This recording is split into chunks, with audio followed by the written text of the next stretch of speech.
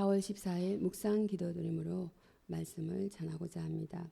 빚진 자의 마음으로 감사하며 신명기 26장 16절 말씀.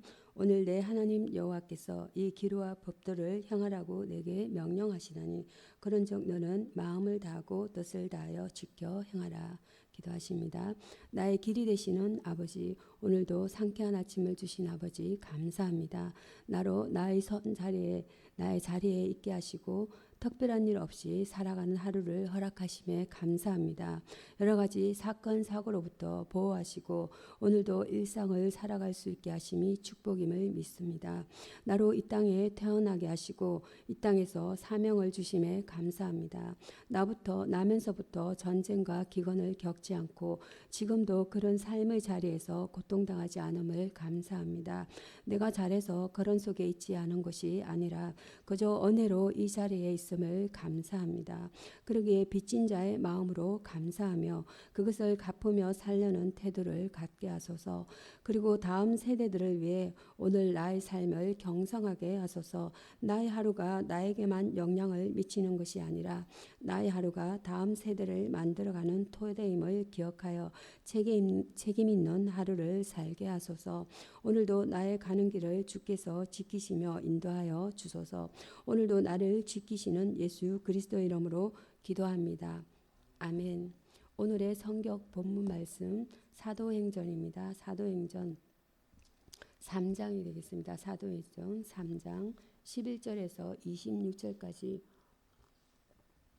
합독하십니다. 교독하시겠습니다. 제가 먼저 한 절, 앞에 계신 분들께서 성도님께서 한 절 이렇게 목사님과 함께 교독하십니다.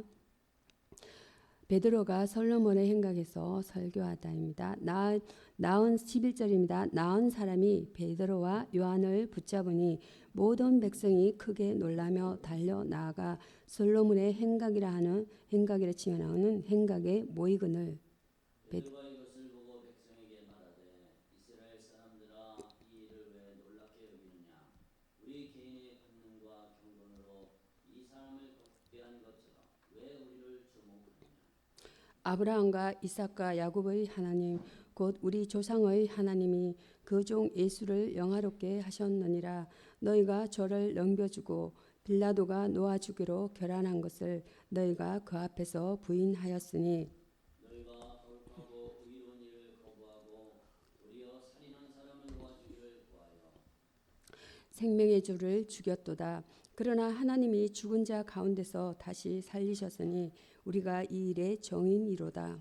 그 이름을 믿음으로 그 이름이 너희가 보고 아는 이 사람을 성하게 하였나니 예수로 말미암아 난 믿음이 너희 모든 사람 앞에서 이같이 완전히 낫게 하였느니라.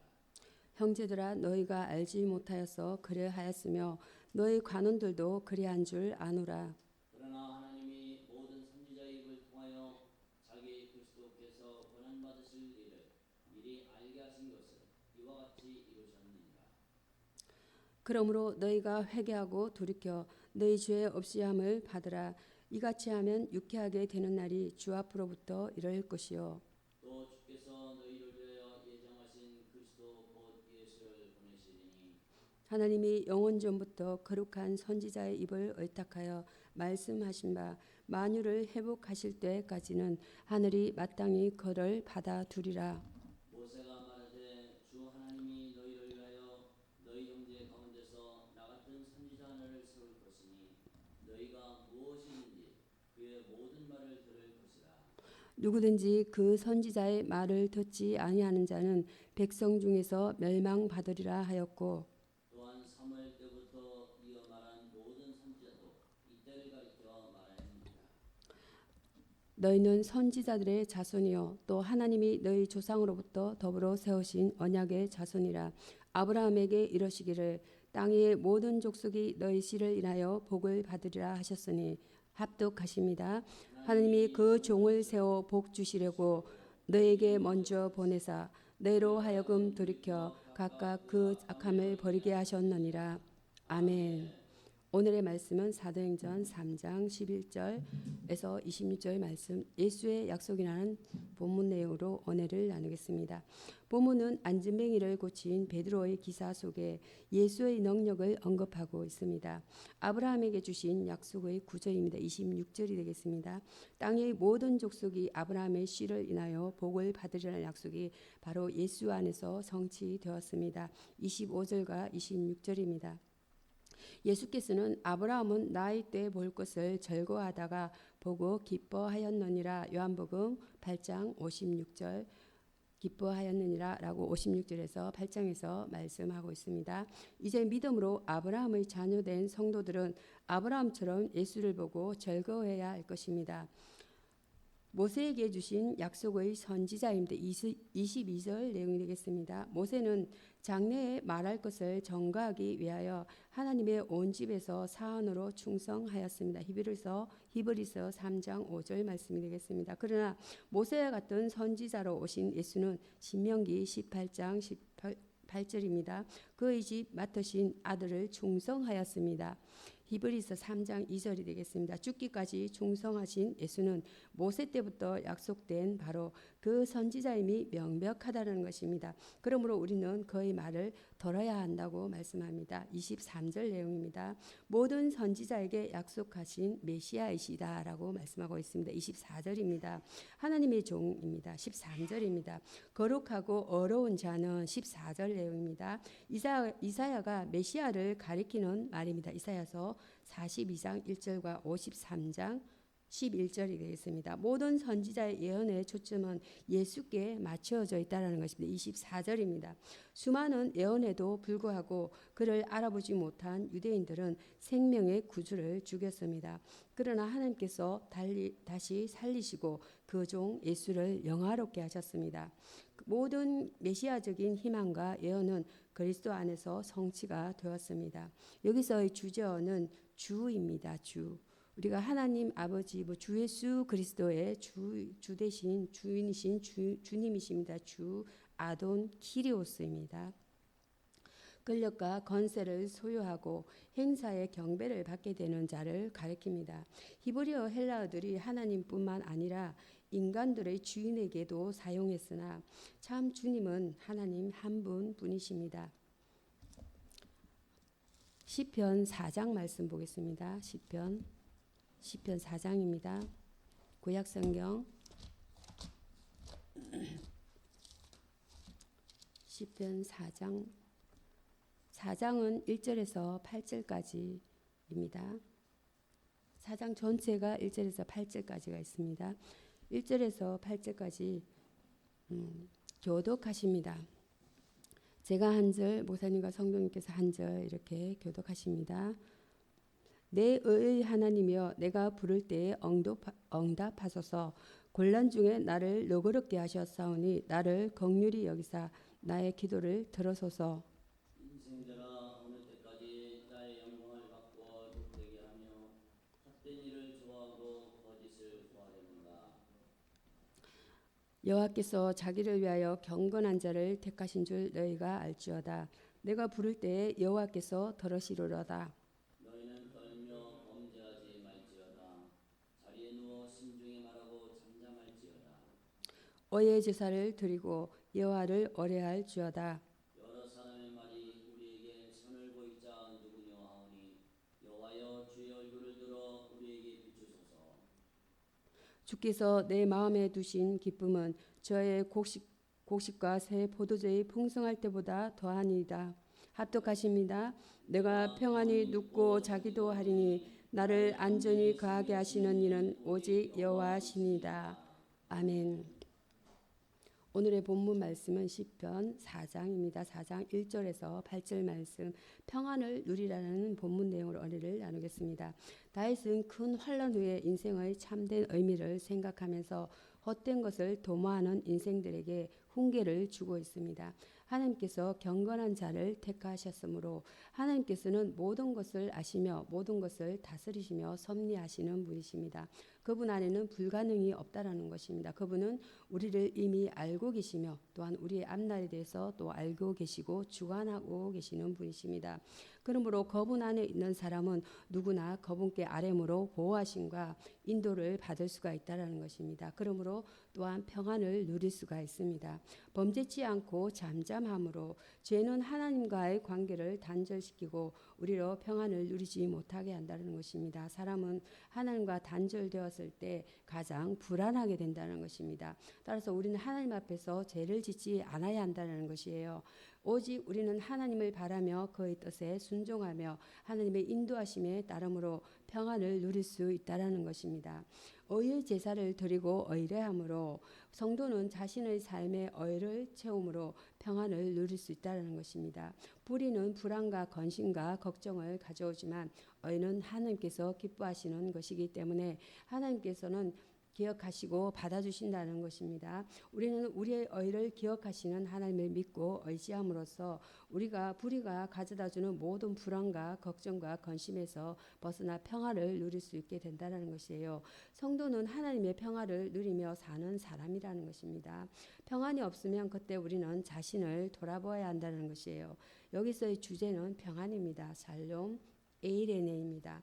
평안, 개인뿐만 아니라 공동체 전체가 육체적으로나 정신적으로 무사하고 안전한 상태, 모든 평안은 주권적인 하나님께로부터 나오며 의와 순종과 정의를 통해서 경험이 가능하다는 것입니다. 요한일서 보겠습니다. 요한일서 3장입니다. 신약성경 요한일서 3장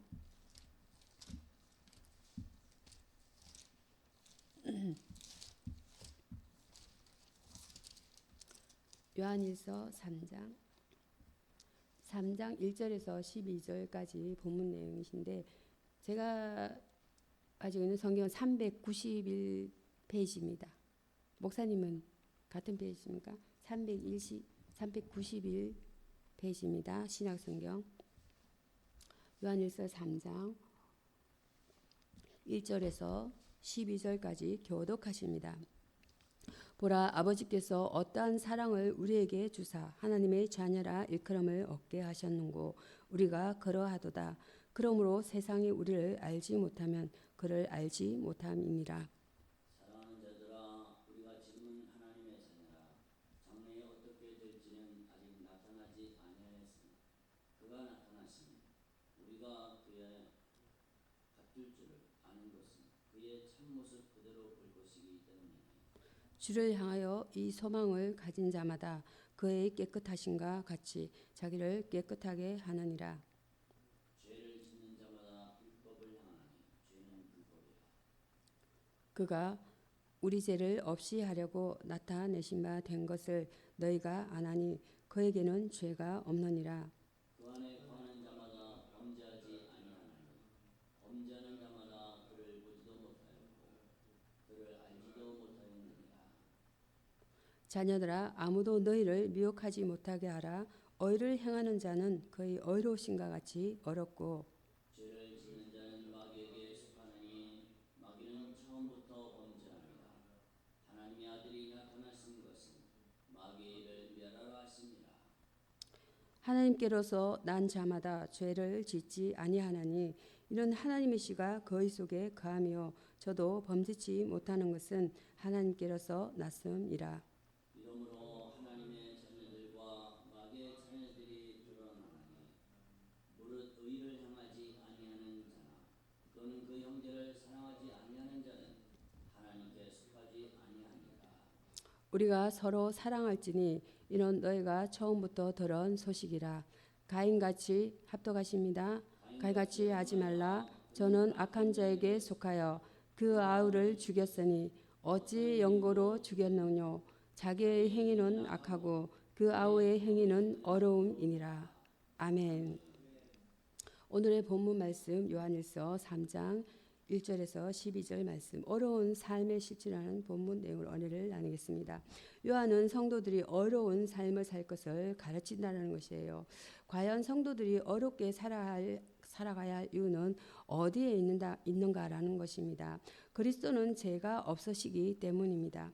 예수 그리스도는 우리의 죄를 대신 지신 분으로서 자신은 죄가 전혀 없으신 분이시다는 것입니다. 고린도후서 5장 21절과 히브리서 4장 15절 말씀드리겠습니다. 그는 인간들을 죄짓게 하는 마귀의 일들을 멸하셨습니다.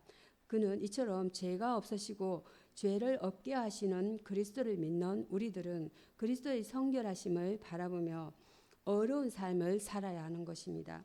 하나님의 씨가 성도 안에 있기 때문입니다. 하나님의 씨는 성도의 성품이라 할 수 있겠습니다. 베드로후서 1장 4절입니다.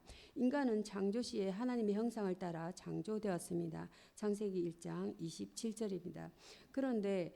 그런데 이 형상은 하나님의 성품을 말하는 것입니다. 그러나 아담의 타락으로 인해 인간 속에 있는 하나님의 형상은 상실되었습니다. 이 상실의 회복을 위하여 주님의 구속이 필요하게 된 것입니다. 물과 성령으로 거듭났기 때문입니다.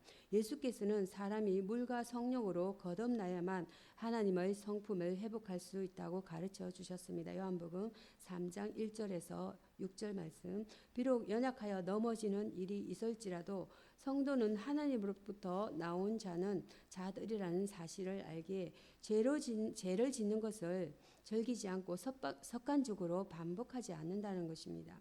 오직 하나님의 말씀 가운데 정결한 삶을 사는 것입니다. 재림하실 그리스도를 만나길 소망하는 자마다 그의 깨끗하심과 같이 또 깨끗한 삶을 살아야 합니다. 여기서의 주제어는 성결입니다. 산티피케이션입니다. 성결은 내면적인 것이어서 성령이 계속적으로 활동하여 마음속의 완전을 이룩하려는 역사입니다. 그리하여 생활에 나타나는 마음의 악습을 제거하는 것입니다. 기도하십니다. 주님은 나의 하나님이시니 주님의 뜻을 따라 사는 길을 가르쳐 주십시오. 주님의 선하신 영으로 나를 이끄셔서 평탄한 길로 나를 인도하여 주십시오. 시편 140편 10절 말씀. 주 우리 하나님 위대하고 전능하신 분, 온 땅과 하늘에 주님 숨결이 가득합니다. 주는 우리의 아버지 이 땅의 주님의 섬길 때 안식처가 되어 주십니다.